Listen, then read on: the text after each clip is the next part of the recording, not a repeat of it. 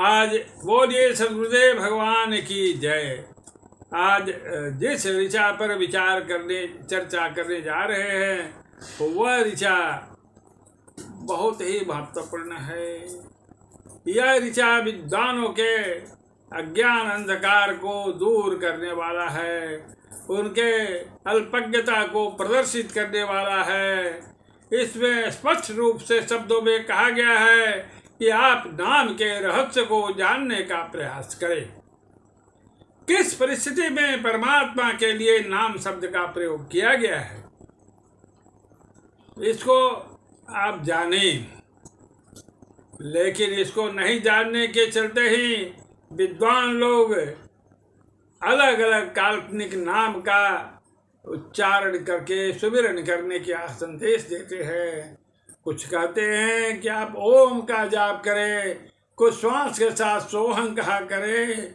कुछ लोग उनके अवतारी जो स्वरूप था राम और कृष्ण के रूप में उसका सिमरन करने में।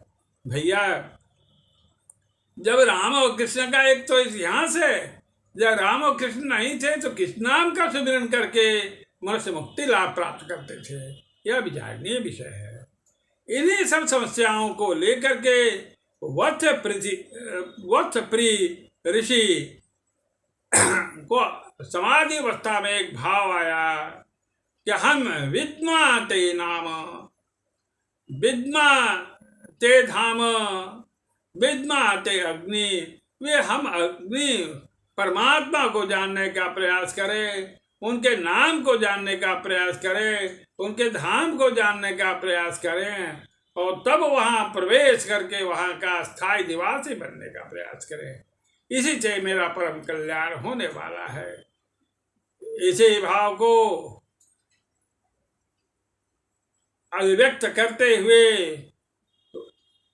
वह संपूर्ण ऋचा में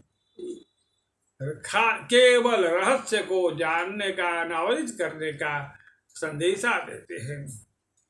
बंधुओं, यहाँ पर अग्नि शब्द परमात्मा के लिए है। ऐसा नहीं है कि अग्नि भौतिक अग्नि को कहा गया है।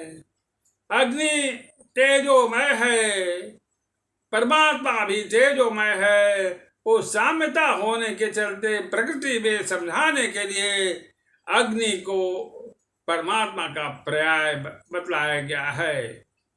ऐसा एक नहीं अनेकों ऋचाओं में आई है।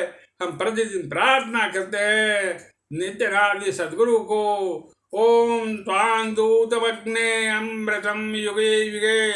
यहाँ पर अग्नि भी परमात्मा के लिए ही है, क्या परमात्मा का संदेशी दूत है। अब वह परमात्मा तो सभी चराचर जगत में समान रूप से व्याप्त हैं। वह अपने व्याप्ति के 3/4 भाग ऊपर में भी है और नीचे में भी है, प्रकृति मंडल में भी है। प्रकृति मंडल में सबसे सूक्ष्म रहने की वजह से उसके ऊपर में प्रकृति का आवरण फैला हुआ है, इसलिए सर्वसाधारण व्यक्ति उसे नहीं दे सकते हैं। परमात्मा अपने साक्षात्कार का उपाय भी बतला चुके हैं, जिसे समर्थ सद्गुरु क्रियात्मक रूप से साधना करने का संदेश देते हैं। उस साधना से जब आप क्रमिक रूप से प्रकृति से असंग हो करके अपने आत्मिक स्तर से साधना करने रहेंगे तो आप परमात्मा के दिव्य स्वरूप को, दिव्य प्रकाशमान स्वरूप को देख पाएंगे। और देखने के बाद में उसके लिए आपके पास में कोई शब्द नहीं है जो शब्द आपको ठीक से उसका अभिव्यक्ति कर सके। इसलिए वह जो साधक अनुभव कर लेता है वह किसी से कह नहीं पाता है। वह स्वयं एक नैसर्गिक आनंद में निमग्न हो जाता है, अद्वितीय आनंद में रहता है। और वही उसी अवस्था को प्राप्त व्यक्ति पूरा परमात्मा के पास जा सकता है और वहाँ का सामान्य निवासी बन करके और वहाँ का अमृत पान करते हैं। बोलिए सद्गुरुदेव भगवान की जय।